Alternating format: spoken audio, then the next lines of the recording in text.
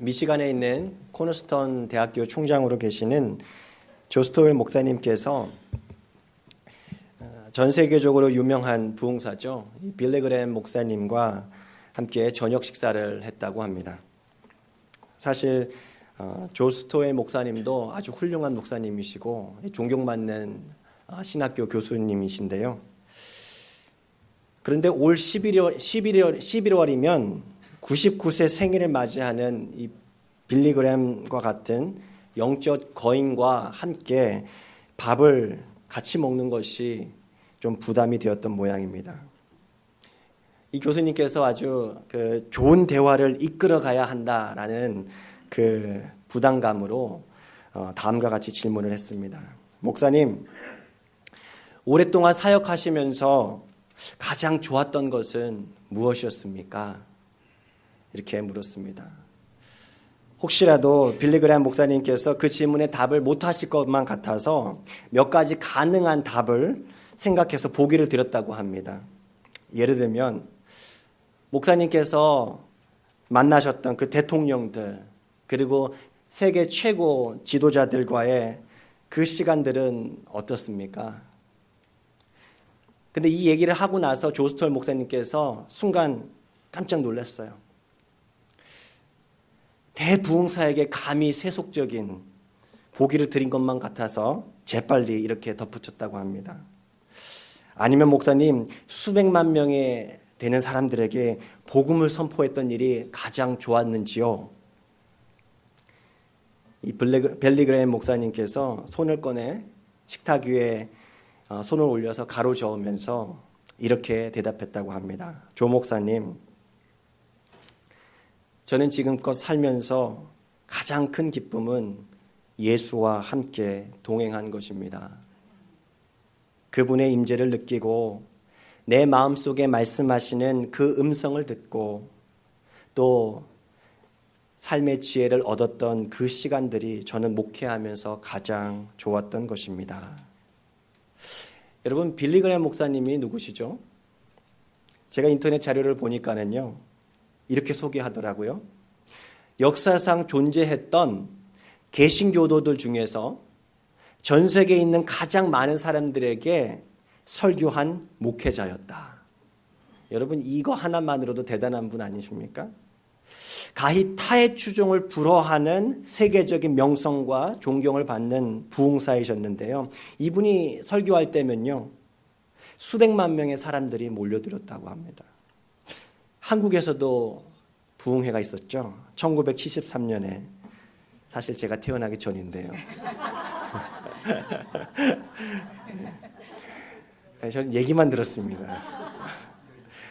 여의도에서 집회를 했는데 한 번에 50만 명이 참여했다고 합니다. 상상이 되세요? 50만 명.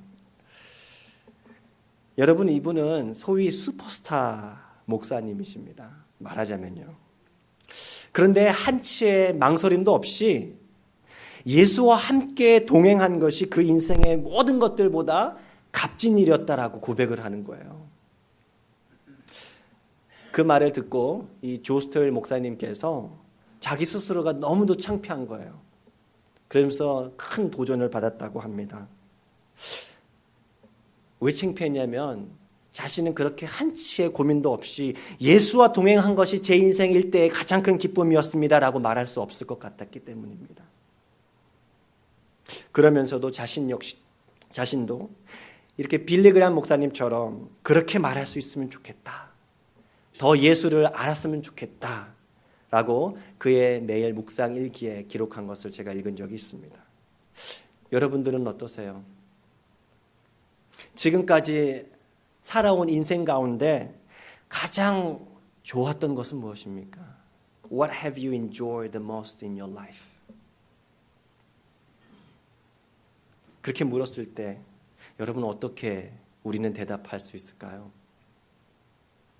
딱 한치의 망설임도 없이 생각이 딱 떠오르는 것은 무엇일까요? 목사님, 제가 자녀를 훌륭하게 키운 게 인생에서 잘한 것 같습니다. 나쁜 일이 아니에요, 사실. 그렇죠?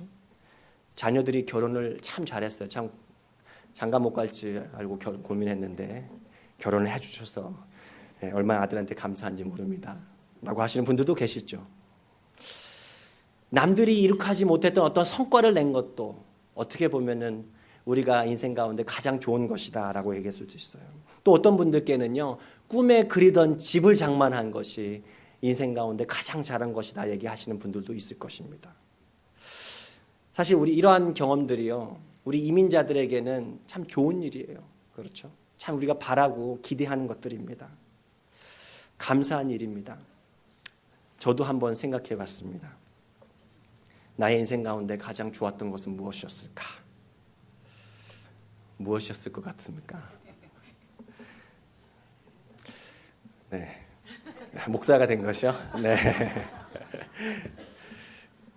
아내와 저는 한국에서 결혼을 하고 나서 15일 만에 미국으로 왔습니다.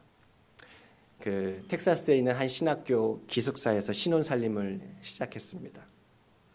처음에 와서 아무것도 모르잖아요.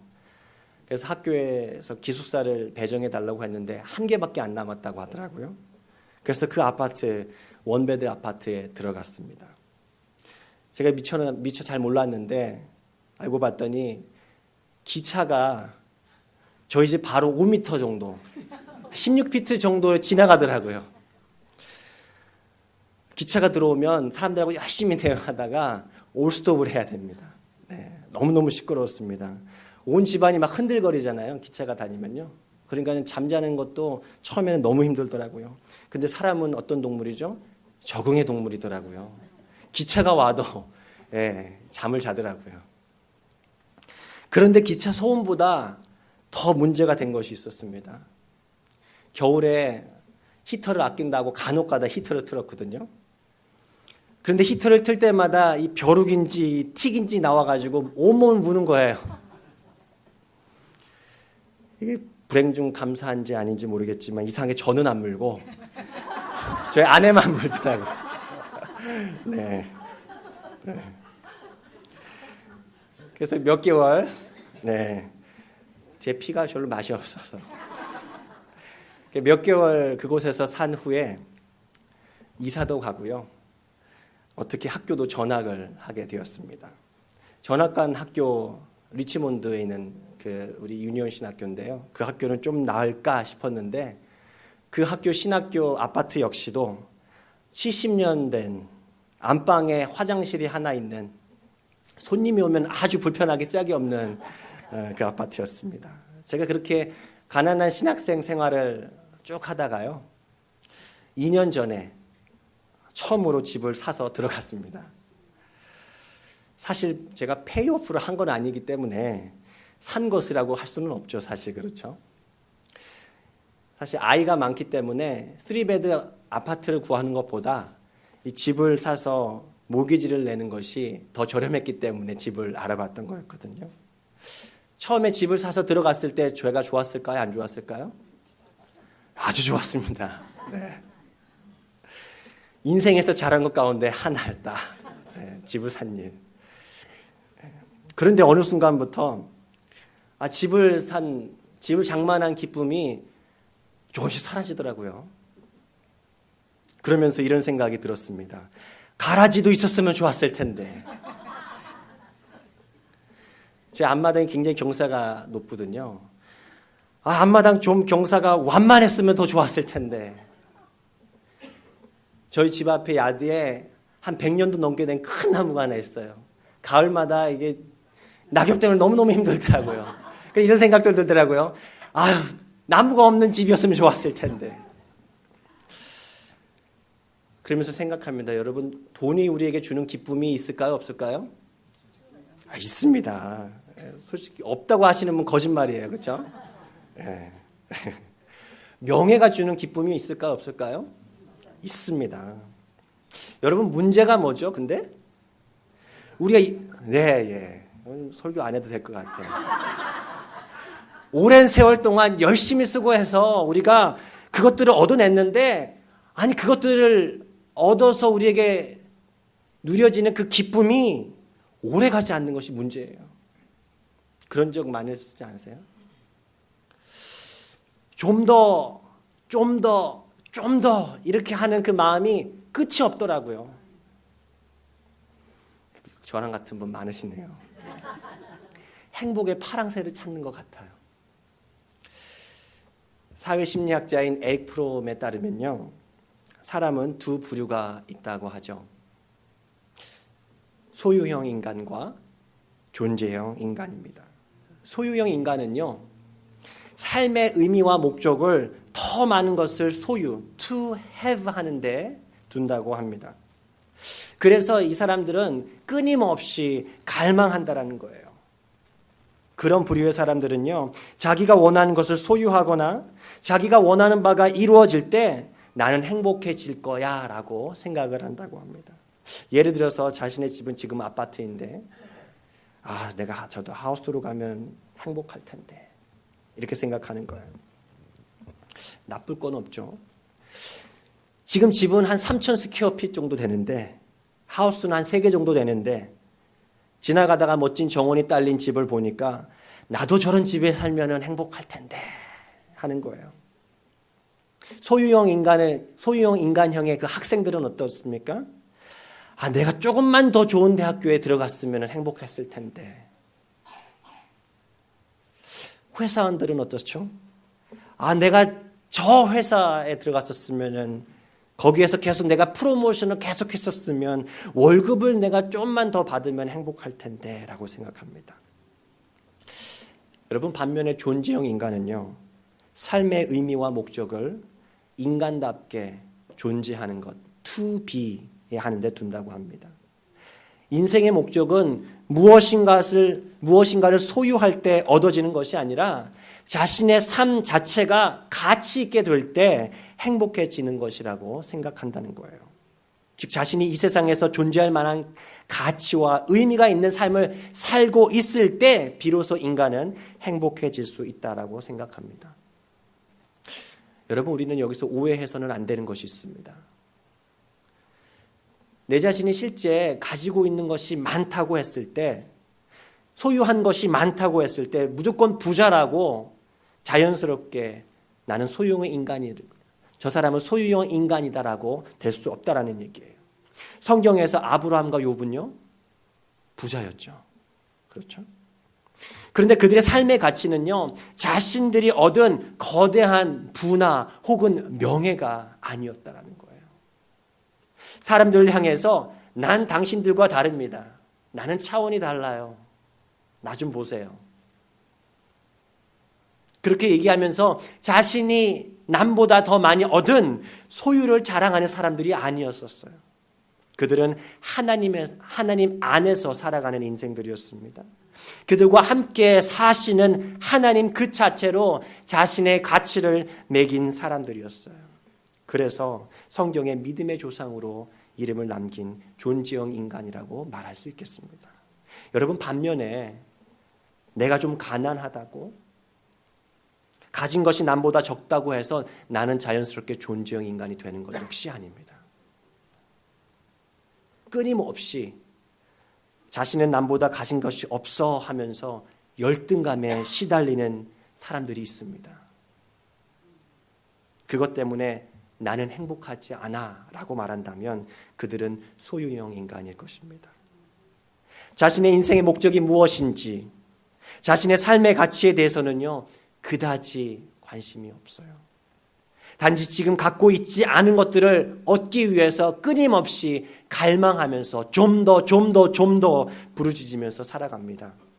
신앙적인 표현으로 하자면 자기 욕망을 쫓아 살아가는 사람들입니다. 그것을 소유하면 내가 더 행복할 텐데 그렇게 믿고 바쁘게 살아갑니다. 바쁩니다. 오늘 본문 말씀의 내용을요, 한 문장으로 요약하면 이렇습니다. 유다가 버린 자리를 마띠아가 차지했다. 유다가 버린 자리를 예수의 사도라는 그 직분을 마띠아가 차지했다는 거예요. 25절 말씀입니다. 유다는 이 직무를 버리고, 이렇게 얘기하죠. 여러분, 여기서 직무는 봉사와 사도의 직무입니다. 버리다라고 하는 그 단어의 의미가 아주 특이합니다. 파라바이노라고 하는 헬라어 동사인데요. 이 단어를 직역하면 이렇습니다. 들어보세요. 옆으로 가다. 똑바로 가야 되는데 옆으로 가는 거예요. 똑바로 앞으로 가야 되는지 반대로 가는 거예요. Go contrary to예요. 무슨 의미냐면요. 자기 마음대로 자기의 고집대로 그 직무에서 멀리 떠나버린 거예요. 유다 스스로가 자신의 강한 의지를 가지고 그 직분을 던져버린 거예요. 한편 20절을 한번 보면요. 그의 직분을 타인이 취하게 하소서. 취하다라고 하는 이 단어의 원어는요. 람바노라고 하는 단어예요. 무엇인가를 얻기 위해서 적극적으로 손을 꽉 쥐는 거예요. 유다가 버린 사도의 직분은 누군가가 정말로 차지하고 싶어하는 매력이 있었던 자리라는 사실이에요.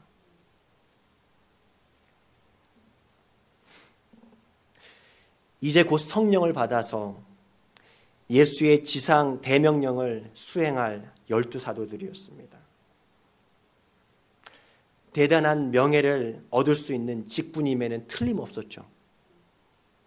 여러분, 근데 명예가 따르는 일이긴 했지만 예수님께서 예고하셨듯이 그 길은 고난이 함께 따르는 직분이었습니다. 여러분, 어떤 사람들의 눈으로 볼 때 사서 고생하는 그런 일을 하려는 사람들, 소위 예수 열심히 믿는 사람들은 도대체 왜 그럴까요?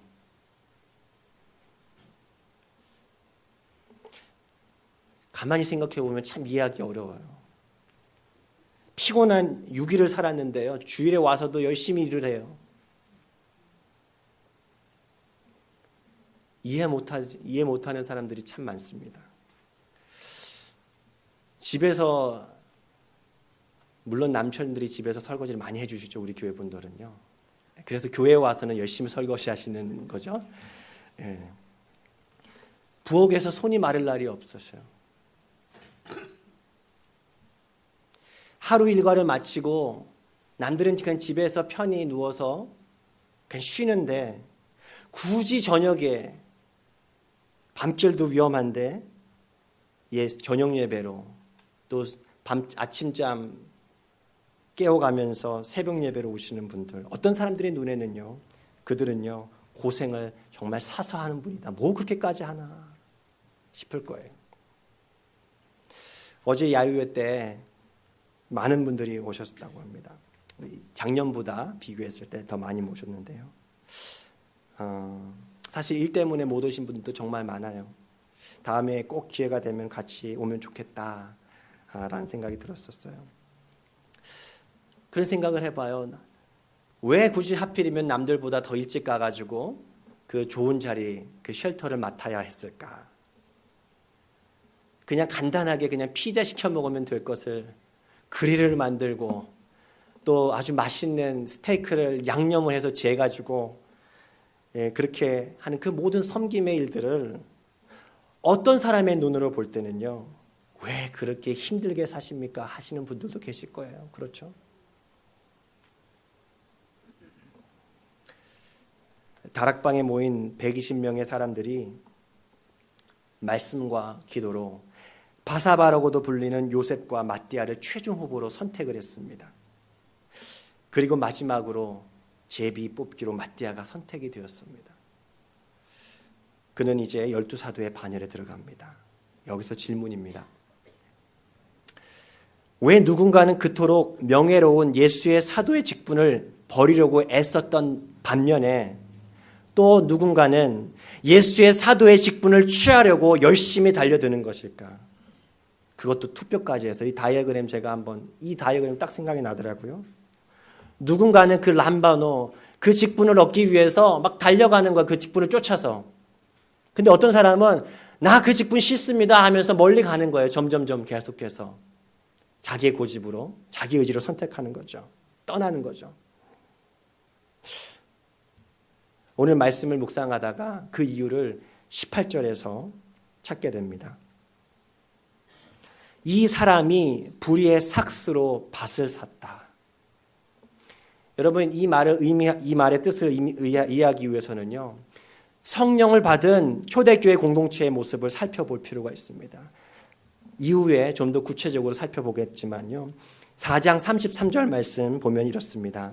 사도들이 큰 권능으로 주 예수의 부활을 증언하니 그 무리가 큰 은혜를 받아 그 중에 가난한 사람이 없으니 이는 밭과 집 있는 자는 팔아 그 판 것의 값을 가져다가, 이렇게 얘기가 나옵니다. 그리고 바나바를 소개하면서 그 바나바가 어땠는지 37절에 나옵니다. 우리 같이 한번 37절 읽겠습니다. 시작. 그가 밭이 있음에 팔아 그 값을 가지고 사도들의 발 앞에 두느라. 아멘. 자기 소유의 밭을 팔았다라는 말은 무슨 의미죠? 그 판 사람들은요, 더 소유함에서 기쁨을 찾지 않았다라는 말이에요. 그들은요, 자신의 소유를 가난한 자들과 나누는 삶을 통해서 기쁨을 찾았던 사람들이에요. 여러분, 내 것을 다른 사람들과 나누는 거 참 쉽죠? 네, 어렵습니다. 쉽지 않습니다. 결코 쉽지 않습니다. 내가 남보다 노력해서 더 땀 흘려서 번 그 수고의 대가를, 수고의 열매를, 그 소유를 나눈다는 것은요, 말처럼 그렇게 쉽지 않습니다. 그런데 이 사람들은 어떻게 그렇게 자기 밭을 팔아서 공동체 안에 있는 가난한 사람들과 나눌 수 있었을까요? 그들은요, 분명히 영원한 가치, 썩지도 더럽혀지지도 않고 새하지도 않은 영원한 하늘의 상급을 볼 수 있는 믿음의 눈이 있었습니다. 그들은요, 자신의 유한한 생명이 오직 예수의 십자가 때문에 영원한 생명으로 접붙임 바 되었다라고 하는 그 확신, 즉 구원의 확신이 있었기 때문에 그들은 자신의 소유를 나눌 수가 있었어요. 그리고 그들은요, 나눔의 삶을 실천했을 때, 그토록 어렵다고 하는 그 일들을 했을 때 그들은 분명 이것을 경험했을 것입니다. 가슴 깊은 곳에서부터 샘 솟는 기쁨. 우리 예전에 이런 찬양 많이 했잖아요. 내게 샘 솟는 기쁨, 내게 샘 솟는 기쁨, 내게 샘 솟는 기쁨이 넘치네. 할렐루야. 여기까지. 그 기쁨은요, 자기 자신을 희생함으로써 생명을 살리는 예수님과 동역함의 기쁨이었어요. 제가 지난 여름 홈리스 사역을 하던 중에 있었던 일입니다. 교회 체육관을 개방해서 홈리스 가정 9가정을 초청을 했거든요. 9가정이니까 한 30명 정도 됩니다. 그분들을 일주일간 교회로 초청을 해서 숙식을 제공하는 사역이었습니다. 사실 그 교회만 한 것이 아니라 180여 개 되는 그 교회하고 단체들이 협력해서 그 홈리스들을 돕는 카리타스라고 하는 사역입니다. 한 교회에서 일주일씩 지내다가 또 다른 일주일이 지나면 다른 교회로 이동하는 거예요. 6개월에서 최소 6개월에서 또 1년까지 지내는 것으로 제가 알고 있는데요. 차가운 바닥에 매트를 깔고, 이거는 카트인데요. 이건 옛날 사진이, 지금은 매트리스 하는데요. 매트를 깔고 담요, 이불을 덮고 잡니다. 친구료는 그 카리타스 단체에서 제공을 하고요. 올해에는 갓난아이에서부터 이 티네이저 자녀를 둔 가정들, 싱글맘 혹은 싱글 임산부 등 다양한 홈리스 가정들이 교회를 찾아왔습니다. 이분들이 낮에는 각자 자기의 삶에서 일을 합니다. 일을 하기도 하고 공원을 배회하기도 하다가 저녁 시간이 되면 카리타스 버스가 한 군데 모였다가 이분들을 교회로 데리고 모시고 옵니다. 따뜻한 저녁 식사를 차려주고 근처 YMCA에 데려가서 샤워도 시켜주고 또 코인 런드리샵에 데려가서 빨래도 해줄 수 있게 하는 그 홈리스 사역입니다. 제가 총책임을 맡고 있어서 매일 같이 그 홈리스 분들을 섬기다 보니까 그 저희 아들도 데려갔거든요. 저녁 시간마다. 그러다 보니까 그 홈리스 가정 아이들하고 친구가 되더라고요. 네, 너무 잘 어울려서 놀더라고요. 그러면서 자연스럽게 이들 부모님들하고 또 사귀게 되었어요. 그 중에 두 여자아이를 둔 그 싱글맘 홈리스 분이었습니다. 같이 식사도 그 여자분 옆에서 식사도 하고 기도 제목도 제가 나누면서 같이 기도도 했는데요. 3일째 저녁이 되는 날이었던 것 같아요. 제게 귓속말로 이런 이야기를 합니다. 이번에 직장을 구해서 인터뷰를 하게 됐어요. 기도해 주세요. 패스터 밥. 제 영어로 밥이라고 했잖아요. 패스터 밥. 네. 제가 해준 것은 사실 아무것도 없죠. 성도님들이 거의 대부분이 수고를 하신 거죠. 저거는 전 디렉팅만 한 거니까. 그런데 너무너무 그 얘기를 듣는데 기쁘더라고요. 그리고 이틀이 지나고 나서 계속 기도했죠. 궁금했어요. 잘했느냐. 잘한 것 같아요. 그런데 저에게 또 다른 새로운 소식을 전해줬습니다. 패스터 밥, 이번에 제가 집을 구해서 카리타스에서 나가게 되었다라는 얘기를 들어요. 이 이야기를 듣는데 너무너무 기쁘더라고요. 여러분 생각해 보세요. 홈리스가 홈을 갖게 된다? 여러분 이게 복음이에요. 예수님께서 말씀하신 가난한 자에게 복음이 선포되는 기쁨이에요. 생명을 살리시는 아버지의 기쁨이 아닌가 이것이. 그분들은요 온갖 종류의 중독을 가지고 있어요. 알코올 중독, 약물 중독, 성중독. 그런 종류의 감옥에 갇혀있는 자들에게 예수의 복음으로 자유를 줍니다. 배고픈 자들에게 떡을 나눠주고 상처받은 영혼들이 예수의 이름으로 치유될 때 얻게 되는 그 기쁨은요 이루 말할 수 없다는 사실이에요. 여러분 자기 소유를 판다라고 하는 것은 이런 것이에요. 자기를 희생한다라는 의미입니다. 여러분 그런데 유다는 어땠죠? 유다는요 예수님을 따르면서도 늘 관심이 어디에 있었어요? 돈, 소유에 있었습니다. 예수를 따르는 것에 보상이 없자 그는요 결국에 예수님을 은 30에 넘게 됩니다. 은 30을 누가 이렇게 계산했더라고요. 한 12,000불 정도 된다. 여러분 12,000불에 예수님 파신 적 없으세요? 나의 믿음을 판 적은 없으세요? 아니 12,000불이 아니더라도 내 눈앞에 단돈 1,000불에 100불에 나의 믿음을 판 적은 없으세요? 유다는요 예수를 따르면서도 그는 소유형 인간이었습니다. 예수 안에서 누리는 자신의 가치를 깨닫지 못했기 때문에 만족할 수 없었기 때문에 나는 더 많은 것을 소유해야 돼. 그러면 내가 기뻐할 거야. 라고 생각했었어요. 하지만 기다려도 교회에 나와 기도해도 그러한 소유를 얻는 것, 세상에서의 성공하는 것에 대한 기쁨이 채워지지 않자 예수님을 등져버렸어요. 예수님을 팔아 넘겼습니다. 사실 유다만이 아니죠. 그 당시에 예수님을 따라다녔던 수많은 무리들이 있었습니다. 그렇죠. 예수님께서는요, 그들이 자신을 따라다니는 이유에 대해서 분명히 알고 있었어요. 어떻게 알고 있었죠? 오늘 말씀에도 나오죠. 예수님은 그들의 마음을 아시는 분이기 때문에 그래요. 요한복음 6장 26절입니다. 너희가 나를 찾는 것은 표적을 본 까닭이 아니요 떡을 먹고 배부른 까닭이로다. 이러면서 예수님께서 이렇게 덧붙이십니다. 한번 들어보세요. 썩을 양식을 위하여 일하지 말고 영생하도록 있는 양식을 위하여 하라. 무슨 뜻이죠? 예수님 자신이 생명의 떡이라는 뜻이에요. 예수님을 우리의 인생의 목적으로 삼으라는 말씀입니다.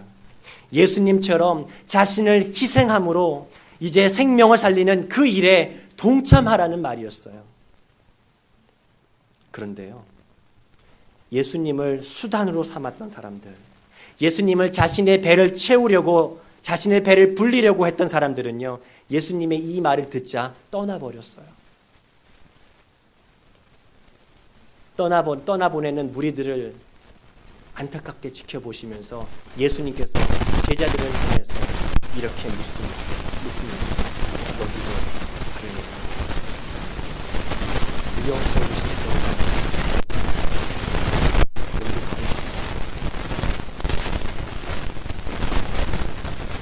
베드로가 이르되 주여, 영생의 말씀이 주께 있사오니 우리가 누구에게로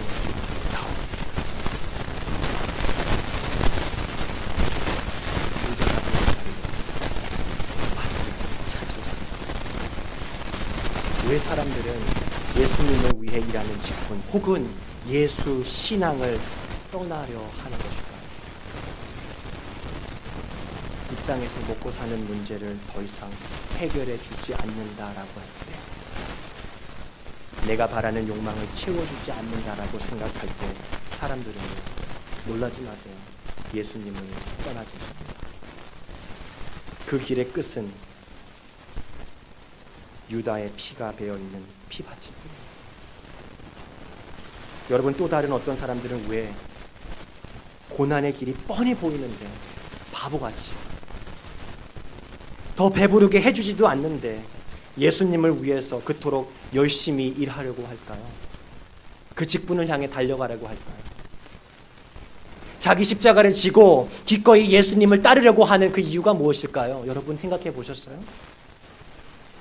그들은요, 예수님과 동행함의 기쁨을 알기 때문입니다. 예수님께서 십자가에서 죽으심으로 말미암아 씻을 수 없는 죄인이 깨끗이 씻겨지는 놀라운 은혜의 감격이 있는 사람들이에요. 오직 예수님의 희생으로 죄와 허물로 죽었던 내가 다시 영원한 생명을 얻게 된 거듭남의 기쁨을 소유했기 때문에 그렇다라는 얘기예요. 해리스버그 한인교회 공동체로 이곳에 모인 여러분, 함께 가십시다. 예수님과 함께 동행하면서 세상이 줄 수 없는 기쁨, 예수의 이름으로 영혼을 살려내는 기쁨, 나를 희생함으로 내가 속한 공동체가 살아나는 그 기쁨, 영원한 생명을 소유한 자만 누릴 수 있는 그 샘솟는 기쁨을 이 땅에 사는 동안 날마다 누리며 살아가십시다. 우리에게 주어진 삶의 시간이 언젠가 다 끝나고 났을 때, 주님 앞에 바로 서기 그 전에 누군가가 우리의 침대 곁에 서서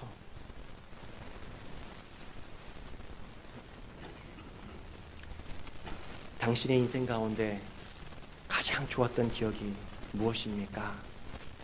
라고 물을 때 1초의 망설임도 없이 예수님과 함께 동행했던 그것이 나의 인생의 가장 큰 기쁨이었다라고 고백하는 저와 여러분 되시기를 진심으로